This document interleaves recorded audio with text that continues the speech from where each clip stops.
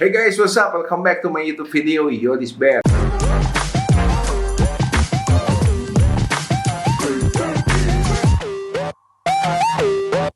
Oke, di video kali ini gue mau bahas salah satu topik yang lumayan sering jadi pro kontra lah di instansi pemerintahan. Apa itu?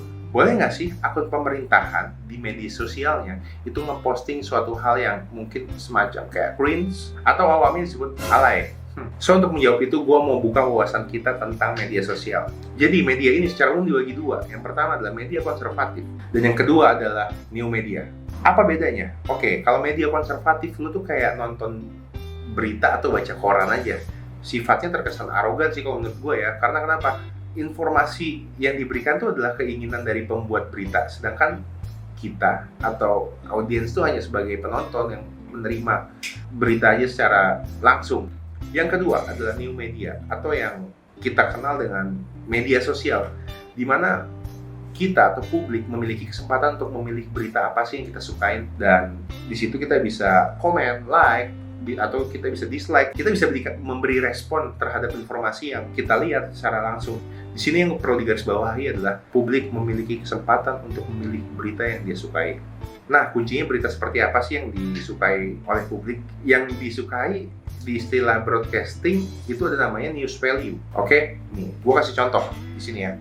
Sebelumnya gue ingin sampaikan, berita yang menarik adalah berita yang dahsyat, yang dimana di dalamnya ada unsur magnitude, unsur yang cukup besar dalam berita. Ini contohnya, kronologi Menaker batalkan aturan JHT cair usia 56 tahun.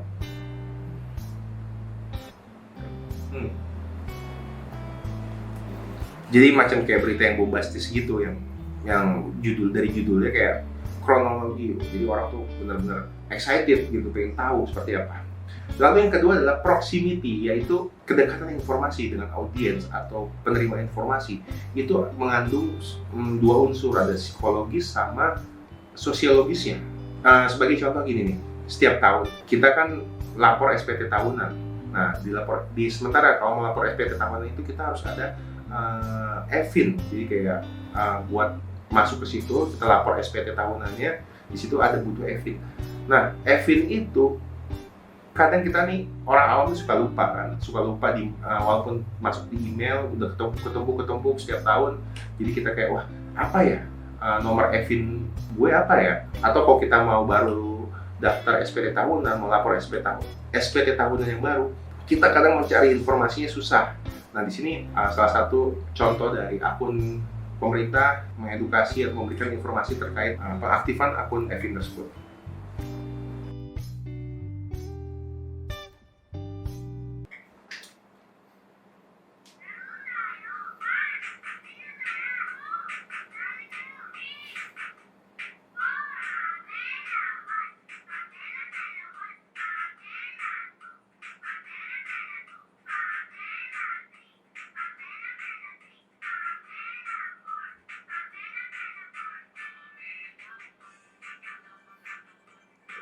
Bagus sih, komen-komennya juga positif gue lihat.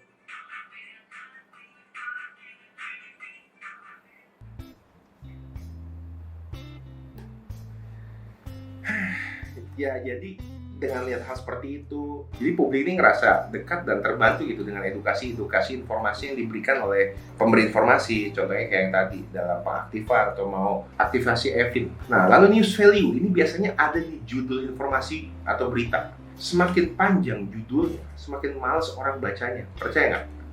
Kenapa gitu? Udah dari risetnya, sekitar 80% orang masa kini tuh hanya melihat judul, dan hanya 20% yang ngelanjutin buat ngeklik beritanya untuk membaca setelah judulnya gitu. Nah, lalu ada riset lagi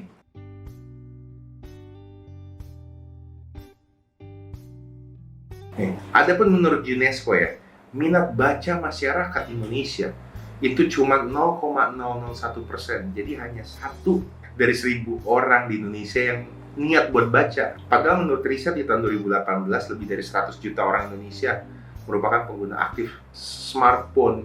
Sampai di pelosok-pelosok udah punya smartphone, udah punya bisa akses media sosial. So, jadi kalau bahasanya alay, oke nggak? Kalau menurut gue sih oke-oke aja ya, selama pesannya masuk tanpa menyinggung sara atau tanpa menyinggung norma-norma kesopanan yang ada di masyarakat Indonesia. Kalau menurut gue sih ya, nggak masalah. Saat ini sayangnya di akun-akun pemerintahan, di media sosial, instansi pemerintah itu postingannya tentang apa sih? Rapat, terus seremonial. Nggak apa-apa sih buat dokumentasi, tapi kalau menurut gue tuh harus seimbang antara kegiatan instansi dan informasi atau edukasi yang diberikan kepada masyarakat. Nah, ya karena role-nya media sosial itu ya dua arah. Kita harus mendengarkan, menjawab, berdiskusi, dan harus sejajar dengan audiens yang membaca informasi dari kita. Oke, coba deh dielaborate lagi, misalnya pakai sketsa seperti tadi atau infografis dalam penyampaian edukasi, informasi yang ada. Lalu ambil tema yang lagi trending di Indonesia, kan banyak tuh kita lihat trendingnya apa, kita posting deh yang ada nyangkut-nyangkutnya dengan trending, tapi yang tentunya ya seperti gue bilang tadi, ada norma-norma yang harus kita sesuaikan. Dengan begitu, menurut gue dengan informasi yang kita bisa berikan yang relate dengan keadaan sekarang itu secara psikologis bisa dekat dengan masyarakat. Nih guys, gue ada beberapa contoh postingan dari beberapa instansi atau salah satu postingan yang menurut gue mudah diingat oleh masyarakat ya.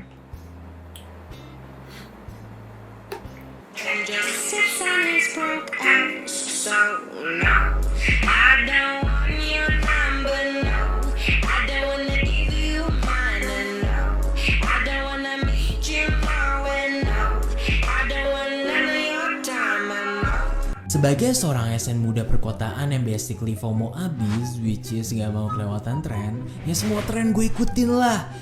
Karena jujur nih gue orang extrovert abis, dan ini tuh kayak some type of cara gue untuk healing gitu setelah overwork sampai susah buat work-life balance.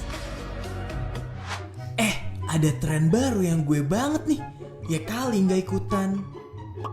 Hehehehehe. Wih, temen kerja gue nih.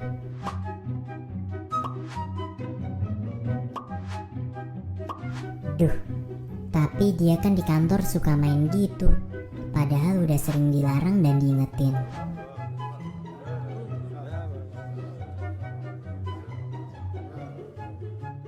Makin gak bisa dibiarin nih.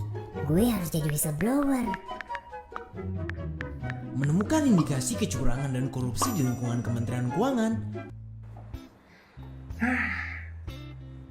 Gimana? Kalau menurut gue informasi-informasi kayak gitu ya lebih mudah diterima oleh masyarakat. Jadi intinya nggak usah terlalu full kita memberikan edukasi yang harus masa kini, harus harus alay. Enggak sih kalau menurut gue. Yang penting secara simple bisa diterima dan relate dengan keadaan saat ini.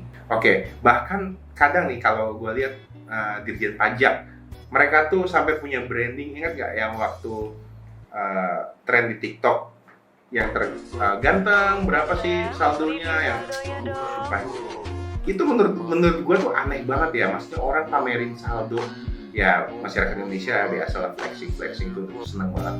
Dan itu yang banyak ditonton. Gue bingung, konten edukasi kayak gini tuh jarang banget ditonton, malah nontonnya pamer harta, pamer ABC. Tapi dengan adanya konten seperti itu ya Dirjen Pajak pas banget masuk, dia komen-komenin tuh. Intinya ya biar apa ya, biar bayar pajak. Nah lalu guys, pilih jenis media sosial yang makin mendekatkan instansi dengan audiens atau dengan publik atau stakeholder yang ada.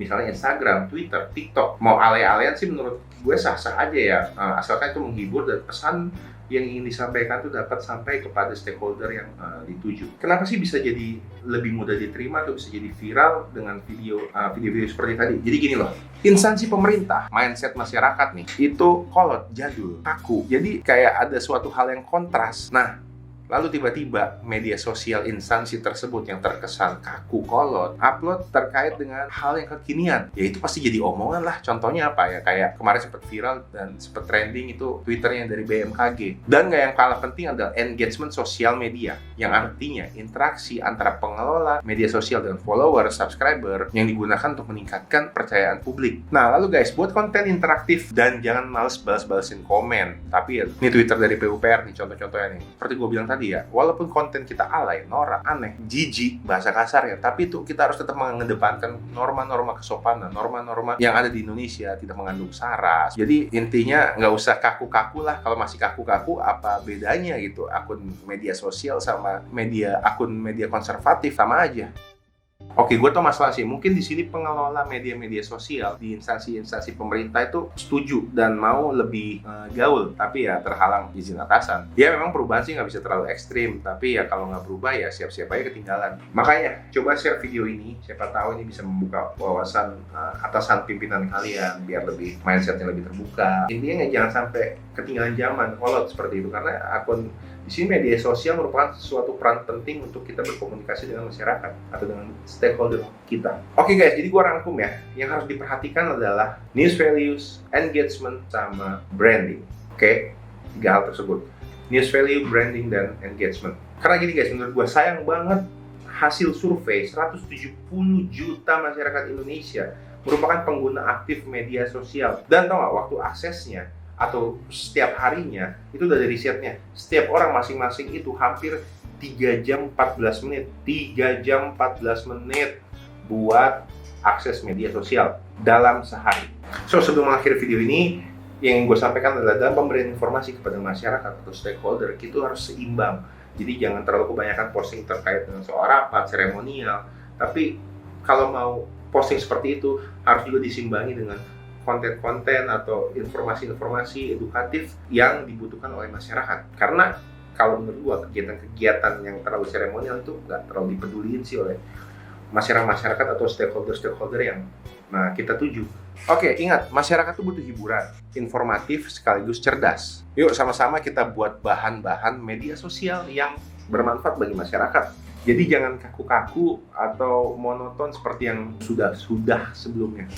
Oke guys, sekian dari gue. Terima kasih. Ini hanya opini atau pendapat pribadi dari gue. And see you in my next video. Yo, this bad. Thank you. Bye-bye.